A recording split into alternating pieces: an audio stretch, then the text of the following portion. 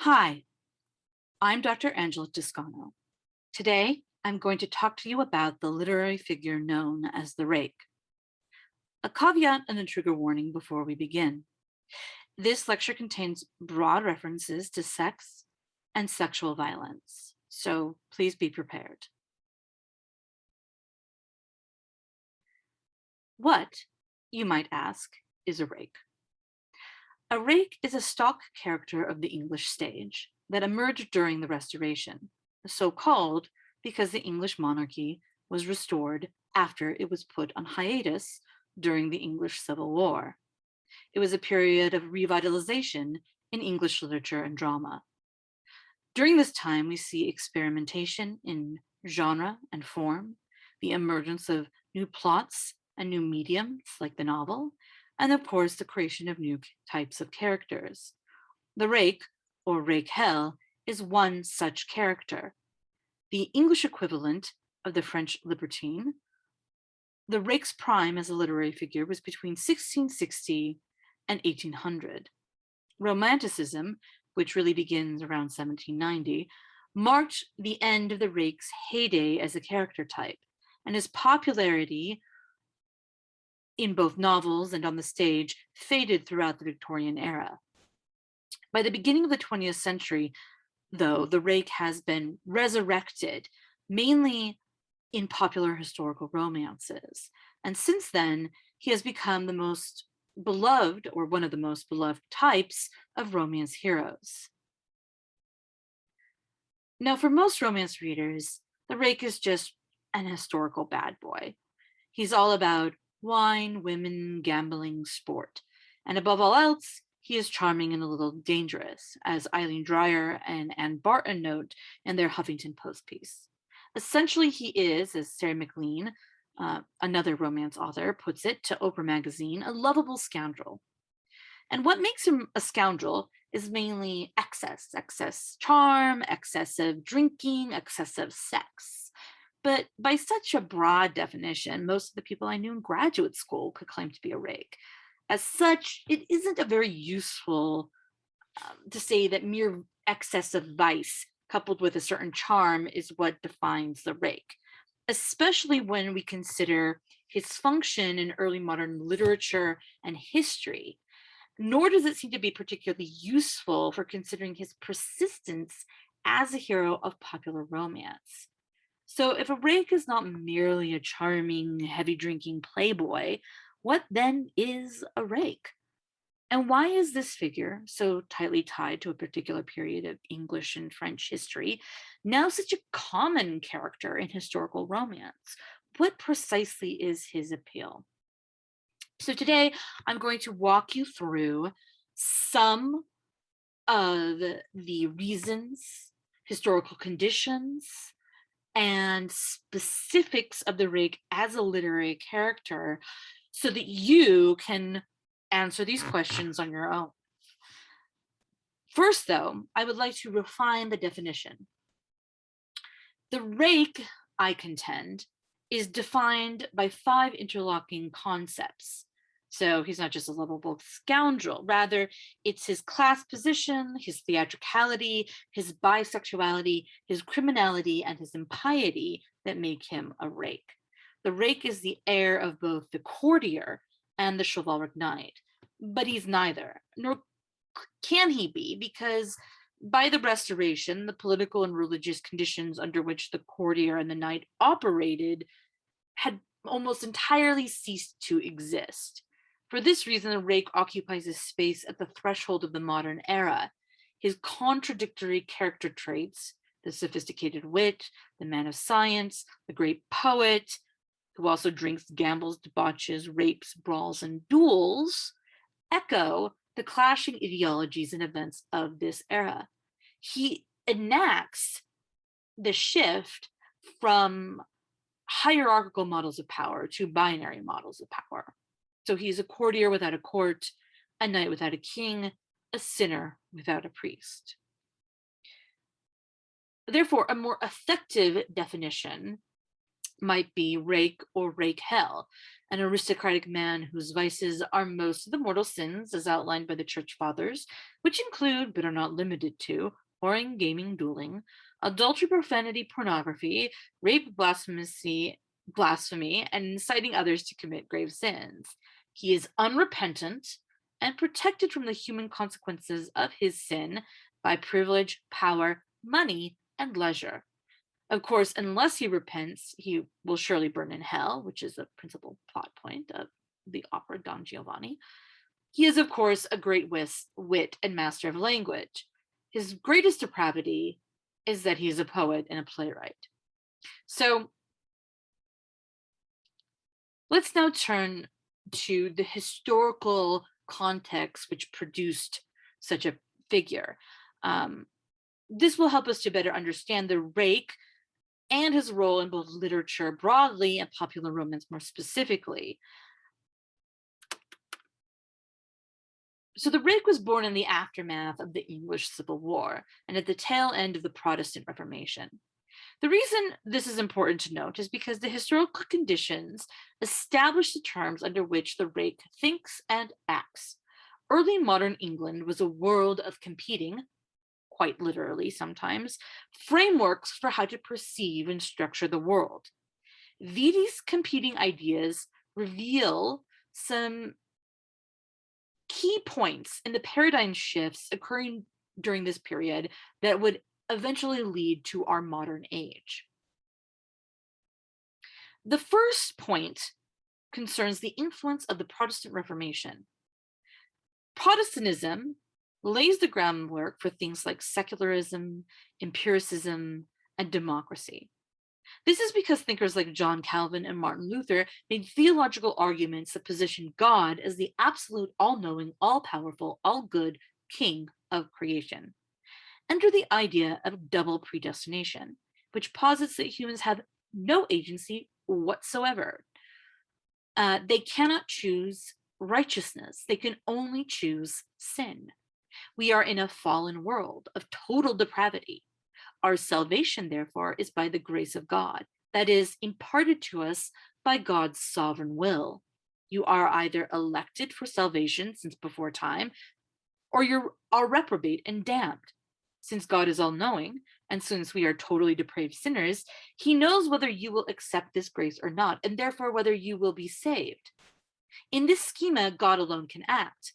God alone has agency. Humans are so full of sin that we could not choose what is right even if we wanted to. All we can do is look for signs from God affirming our already decided salvation or damnation. This idea democratizes Christianity. The sacraments are ritual acts intended to manifest the promises of salvation and resurrection.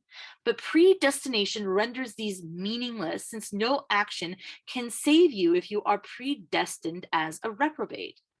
Thus, the priests who perform the sacraments become totally unnecessary as mediators and facilitators of salvation. Everyone has a direct line to God, right? This idea, though, also had an equalizing effect on human political life. Kings and priests are God's chosen agents and mouthpieces on the earth, thus the divine right of kings. But if election to salvation is predestined, if sacraments and rituals cannot make you holy or anoint you, then what even am a king? By what right does the king rule if not by God's authority? These were dangerous ideas, as you can see, and much of the conflict of this period stem from the more radical political ramifications of Protestant thought. One such event was the English Civil War, which occurred between 1643 and 1651, and it was fought over these very ideas. So here's what happened. Charles Stuart, first of his name, or Charles I, was both the king and the head of the Church of England, right? And he brought a lot of practices back to the Church of England that felt super Catholic. This ended up inciting a war with the Scottish Presbyterians, which is the Scottish version of Calvinism. And this ended up being a very expensive war. So to pay for it, Charles had to raise taxes, but in order to raise taxes, Parliament has to approve, right? Unfortunately for Charles, he was also in a pissing contest with Parliament for totally unrelated reasons and had dissolved Parliament 10 years prior and had refused it to call it to session for a decade. So obviously this infuriated Parliament and a lot of the English upper classes. Charles believed in the divine right of kings, right? And this is why he's refusing to acknowledge that Parliament had any authority. And he's really trying to establish his, absolute monarchy in England. So he's broke now, though, and he has mounting war debts. And he's got to suck it up and call Parliament to session. So, of course, the first thing Parliament does when they're back in session is to make a resolution that they can assemble without the king's approval. And then they try to put the kibosh on the king's papist tendencies. So, of course, then the Irish rebelled, and there's like another war, and this escalated the whole thing. Finally, the Parliament and the king get into a war between themselves. This is between the Roundheads and the Cavaliers, is what they were called. And by 1649,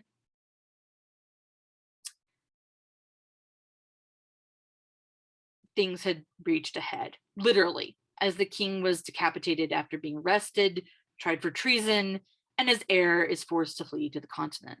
This began the period known as the Interregnum, which literally means between kings.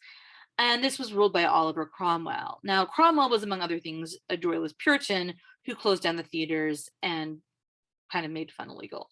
In 1660, Charles II, the heir that had to flee, returns to the English throne, and with him came the restoration, the revitalization of English literary and theatrical life.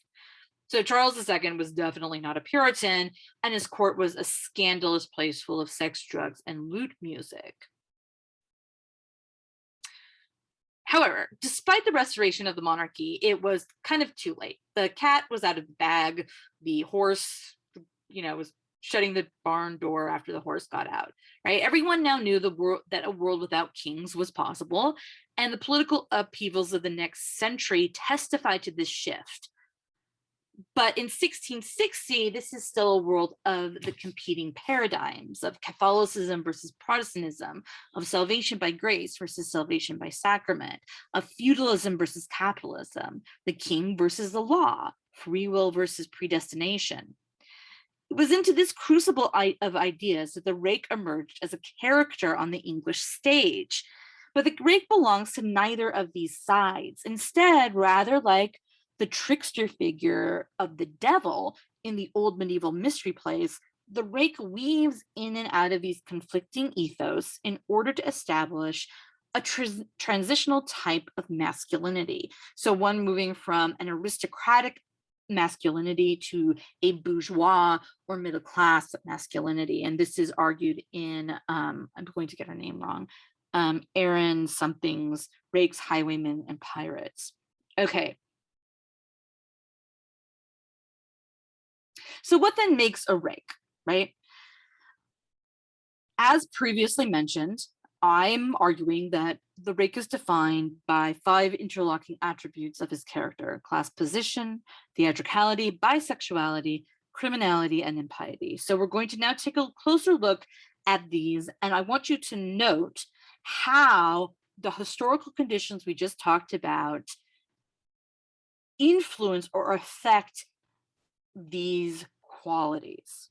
So the first is, of course, the fact that the rake is an aristocratic figure, right? He's defined first and always by his class position. He, because he's fundamentally an aristocrat, this creates a problem when you've got a world where the king was beheaded.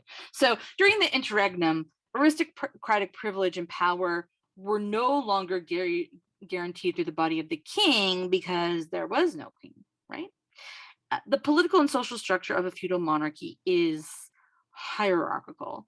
The king is the one who creates titles, grants land, honors, and appointments that created wealth, not just for an individual, but for entire families. The figure of the courtier is one who dances attendance upon the king and as such gains these powers and privileges through proximity to him. But what if there is no court?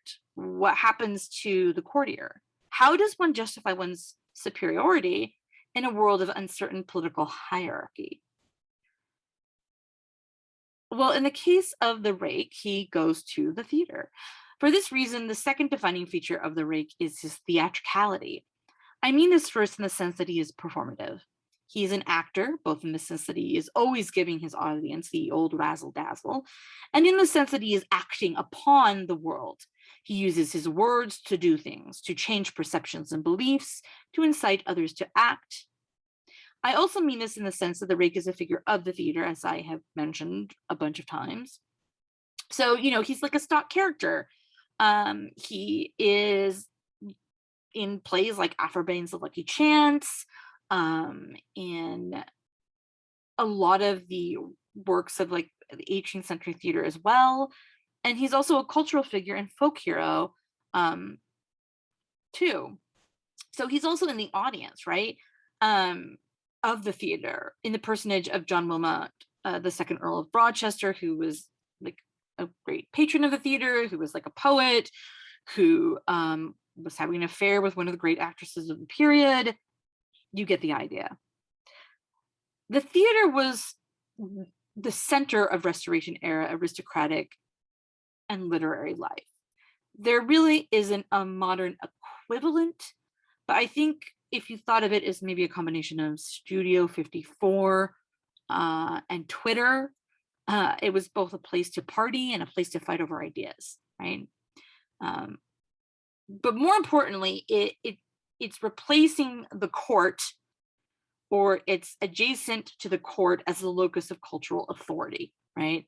As such, the rake's theatricality partially underwrites his claim to power.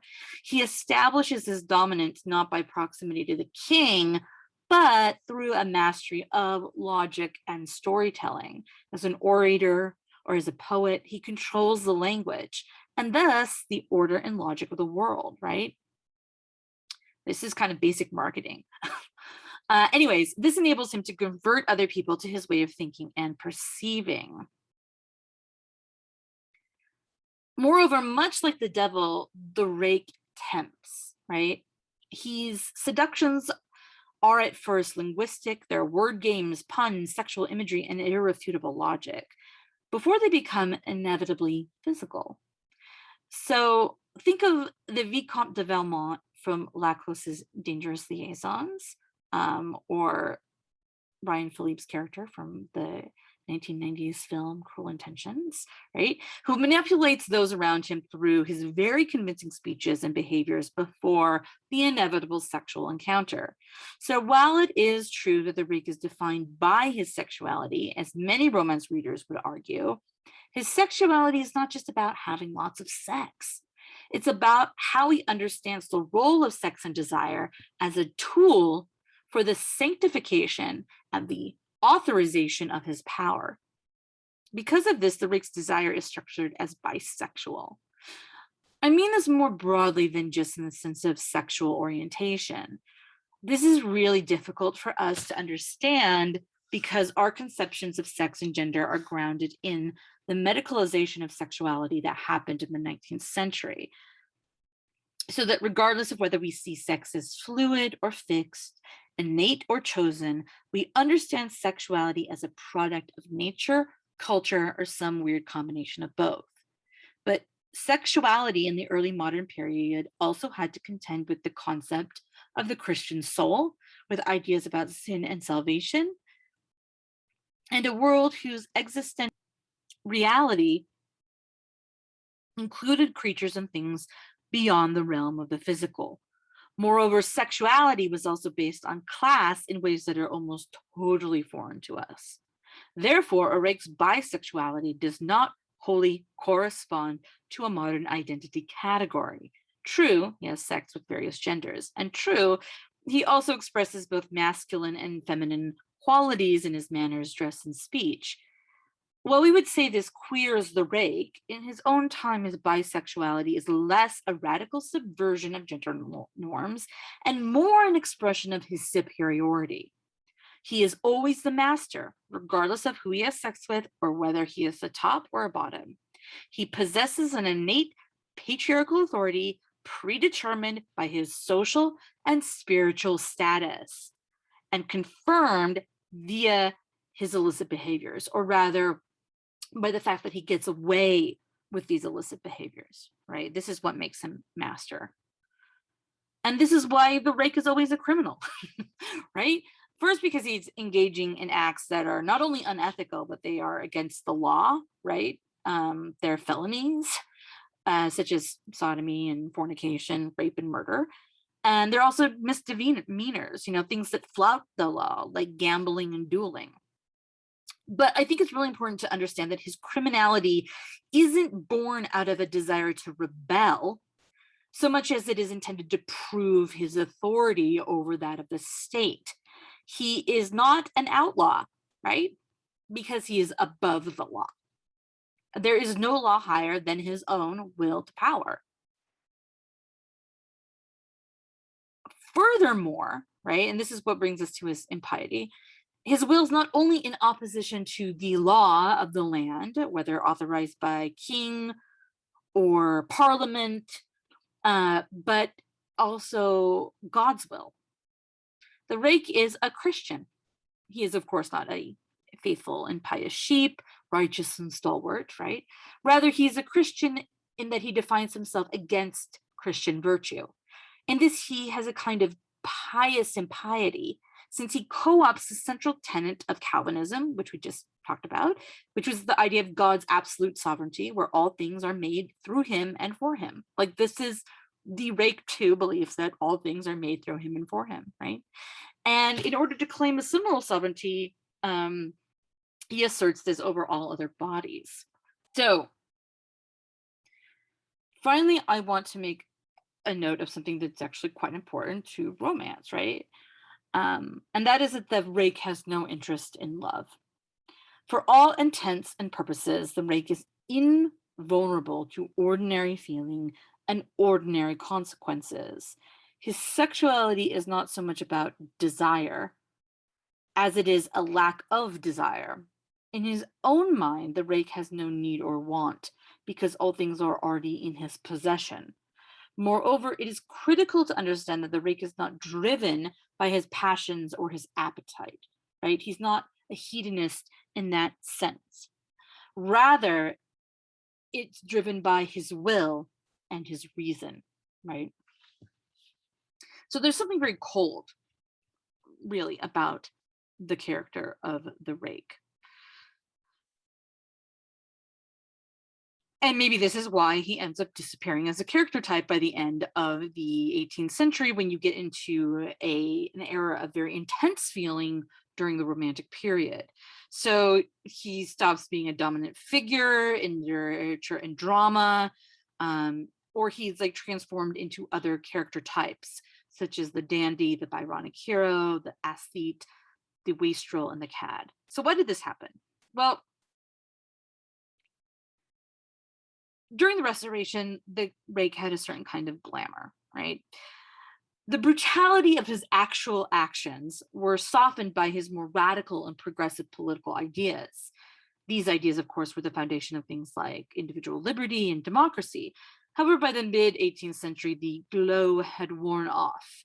The rake's illicit behaviors, his vulgarity, and his overt sexuality were an anathema to the new respectable English masculinity of restraint and sentiment. Furthermore, the culture of honor that defined the feudal aristocracy, as exemplified by the duel, was replaced by a culture of law and contracts, police and courts. Now, the Romantics, mostly by the way of Lord Byron in his poem Don Juan, and yes, that is how it's pronounced, alas, attempt to revive the rake as a figure. But the emphasis there is really on imagination, it's a nostalgia, it's a feeling, and the sublime as an ideal in the Romantic period really undo, like I just said, the essential coldness of the rake's worldview. So in the 19th century, you see the rise of the dandy and the decadent, but each of these figures really lacks the full social and religious power of the rake to do harm, right? For example, Desessant in Against Nature, one of the most infamous novels of the late 19th century decadence, mainly slouches around his estate, redecorating it, and hand to God, he bedazzles a tortoise in this book. Anyway, so like, that just doesn't have this sort of force of characters in the 18th century. By the 20th, the radical and rapid changes in the political and sexual and social culture of post-World War I Britain and America really relegate the rake to the dustbin of history, much like his counterparts, the highwayman and the pirate. Aaron Mackey, that was the name of the woman I was trying to think of earlier. Yes, Aaron Mackey's rakes, highwaymen, and pirates. So now the rake is really a figure that can only exist in historical novels and maybe as a Halloween costume. And yet he reemerges with such force in the historical romance novel, right? So this is precisely the point when he's the most archaic. He's truly a figure of a bygone era. And in part, maybe this is why he can become a romance hero, because he can be viewed with the rose-colored glasses of nostalgia rather than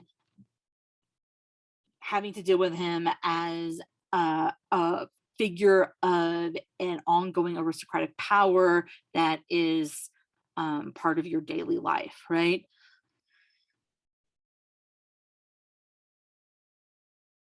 Now, a couple of notes on his reemergence as a character in historical popular romance. The first thing is that the person primarily responsible for this is the author Georgette Hare. In 1932, she published Devil's Cub, which was a sequel to her earlier novel, These Old Shades. Both of these novels are set in the early Georgian period. Now, the Georgian period is, I won't get into why it's called that, but it's about like roughly 1720 to 1790, right? 1780.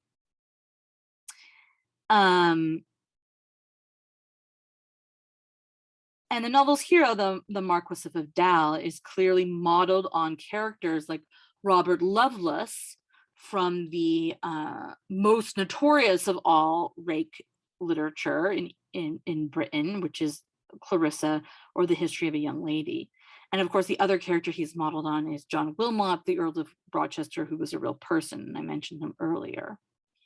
Abdal is a very bad man. He's a very violent man.